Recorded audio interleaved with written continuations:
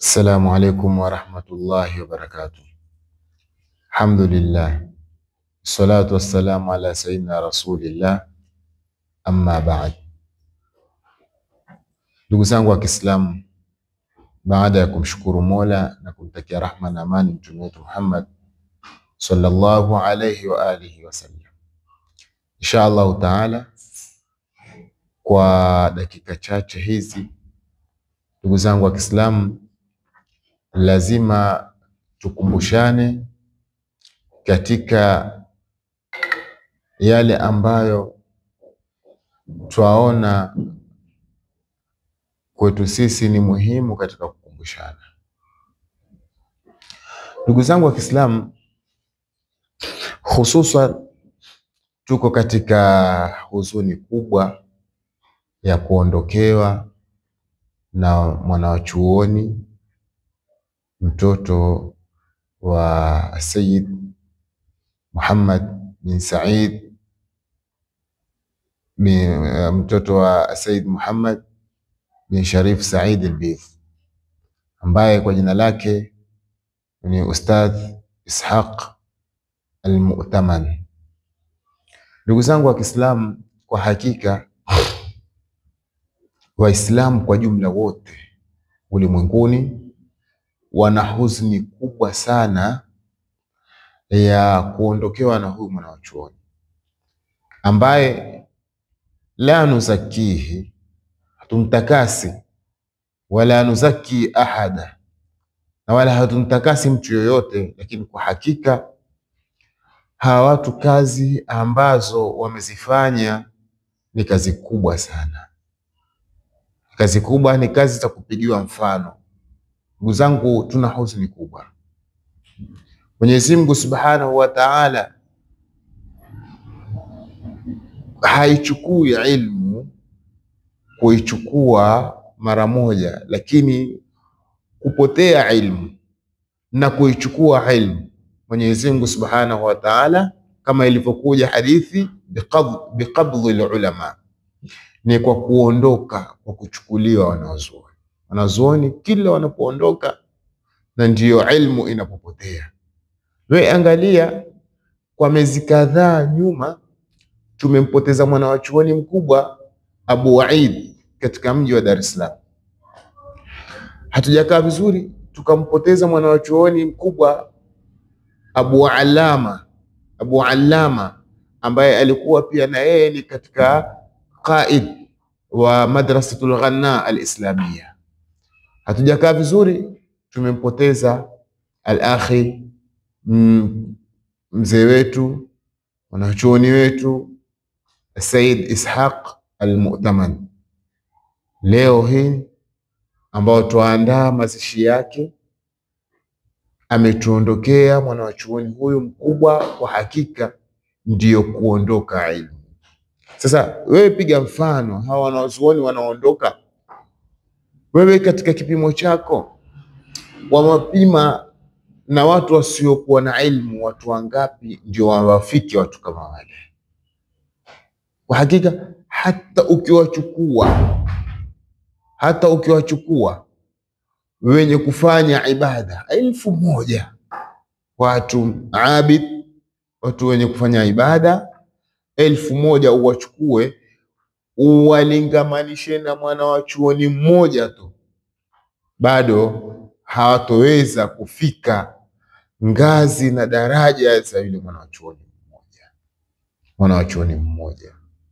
Kupotea mwanachuoni mmoja katika mtaa, katika mji, wallahi ni hasara kubwa. Watu wamepoteza zaidi ya almas, zaidi ya dhahabu, watu wamepoteza. Hawa wanazuoni walifanya mingi. Ndugu zangu wa Kiislamu, ni mfano mkubwa sana kuangalia zile athari zao ambazo waliziacha, athari zao walioyafanya, ilmu walizozitoa, mbali na wanafunzi waliowatoa, na mingi ambazo kwamba wameyafanya mingi sana. Ukiangalia utakuta kwamba wameacha athari, na hii ndio inayotakikaniwa kwa Muislamu unapoondoka katika hunu ulimwengu, uwe hutajiki tu kama mtu asi, mtu ambaye hakufanya chochote, uwe watajika, uache dhikr. Mwana wa chuoni huwa wenye kufanya kusomesha, huwa zile dhikri zao, utajo wao hubakia, kwa sababu ukiangalia utaona amefanya harakati mpaka msikiti umejengwa, amefanya harakati madrasa zimejengwa, amefanya harakati ametoa wanafunzi, wanafunzi nao wamekwenda wakatoa wanafunzi. Fadhila zote zarudi kwa yule mwanachuoni, kama ndugu yetu Ishaq al-Mu'tamar. Ndugu zangu wa Kiislamu, pale Mwenyezi Mungu Subhanahu wa Ta'ala alipotuambia inna nahnu nuhyi al-mauta, kufa huwa lazima, kufa ni jambo la lazima. Kullu man alaiha fan, kullu nafsin dha'iqatul maut. Kama namna alivyoondoka shekhe letu mwanachuoni wetu Sayyid Ishaq al-Mu'tamar, kama namna alivyoondoka yeye, basi ujue na kama kuna kiumbe ilikuwa ni lazima abakie ni Mtume Muhammad sallallahu alaihi wasallam, na kama kuna wenye kufuatia ambao ilikuwa wabakie katika huu ulimwengu ni hawa wanawazuoni wenye kuondoka, kwa sababu al-ulamau warathatul anbiya, wanawazuoni ndio mawarithi wa mitume salawatullahi wasalamuhu alayhi. Kwa hiyo ikiwa kuna ambaye ilikuwa iwastahiki kuishi milele katika huu ulimwengu, wangeliishi wanazuoni hawa ambao leo tuandaa mazishi yao. Inna nahnu nuhyi al-mauta, Mwenyezi Mungu Subhanahu wa Ta'ala asema sisi ndio tunao nuhyi al-mauta, tunaowafufua wafu.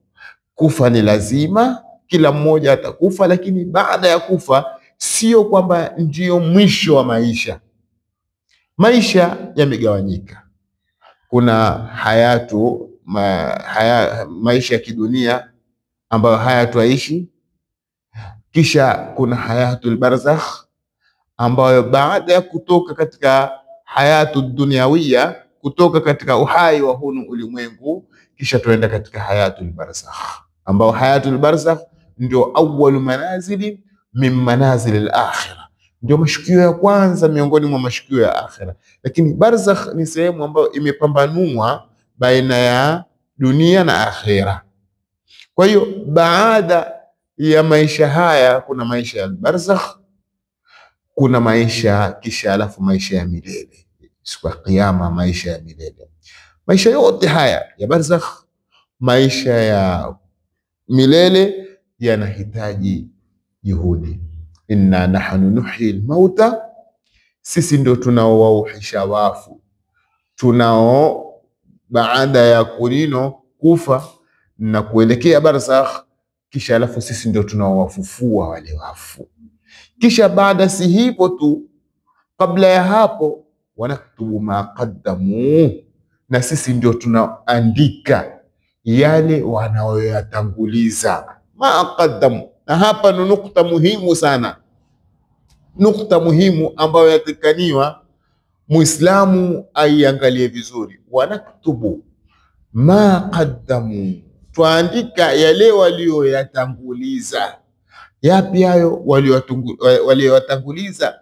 Katika ibada, kumwabudu Mwenyezi Mungu, swala 5, kufunga, kuhiji, kujenga misikiti na mengineyo na mengineyo. Wanaktubu ma qaddamu, tuandika kila kitu ambacho wakitanguliza chasajiliwa, chaandikwa, chabakishwa, chaangaliwa.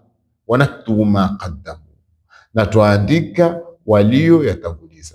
Si kuandika walioyatanguliza tu, wa atharahum, na hata zile alama zao, zile athari zao walizoziacha katika ulimwengu pia zimeandikwa na zimethibitiwa. Wa atharahum, ma maana wa atharahum? Nini maana ya wa atharahum?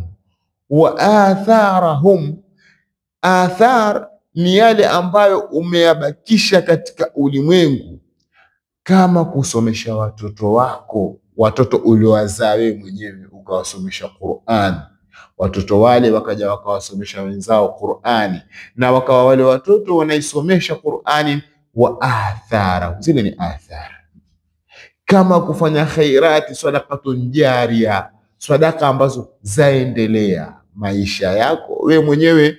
Umetangulia mbele ya haki, lakini zile athar, alama kwamba ikiangaliwa watu wakiona hu msikiti wamkumbuka aliyoujenga. Wewe uko wapi wakati huo? Wakati huo wewe uko katika maisha ya barzakh, lakini uliacha athar, alama, uliacha alama. Watu wakiangalia msikiti wakumbukwa wewe, watu wakaangalia vijana wema wazuri wenye kuisoma Qur'ani na kumwabudu Mungu wakumbukwa wewe. Zile ni katika athari. Watu wakiangalia kisima alikichimba, watu wananufaika nacho, wanaendelea wakumbukwa wewe. Athari ni kitu ambacho umekiacha katika ulimwengu.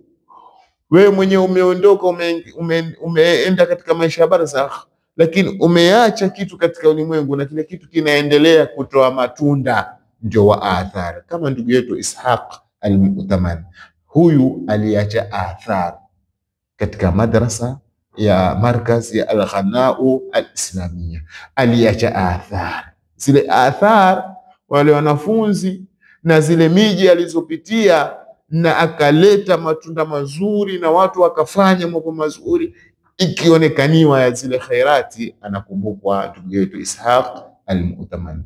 Athar zile ulizoziacha ambazo zinaendelea, sadaqatun jaria, zile zinaendelea kutoa matunda. Wewe umefariki, umekufa, umeelekea barzakh, lakini kumbe kuna vitu umeviacha, na ndio muhimu vitu hivyo.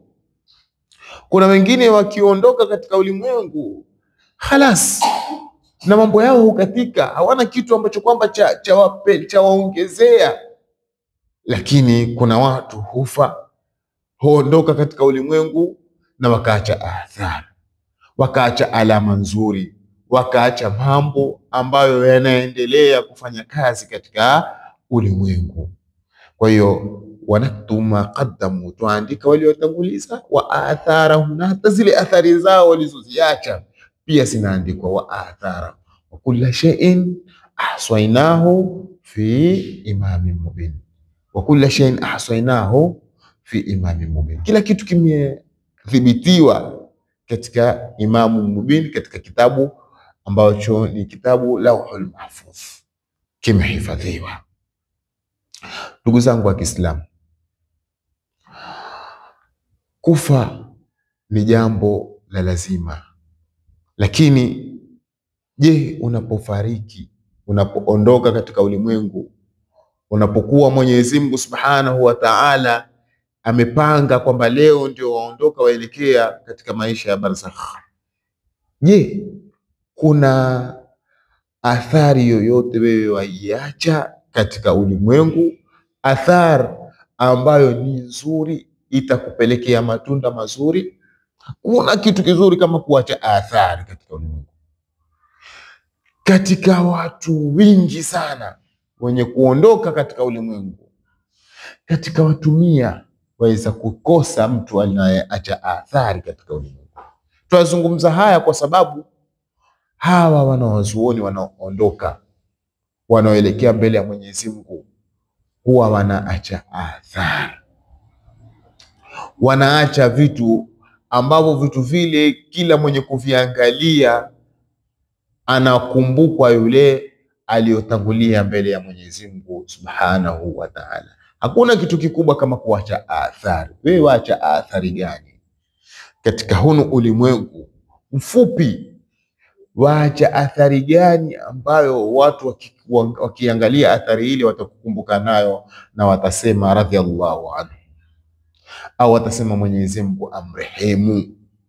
Kuna watu huondoka wakaacha athari mbaya, akikumbukwa watu husema laanatullahi alayhi, Mwenyezi Mungu asitujalie katika hao.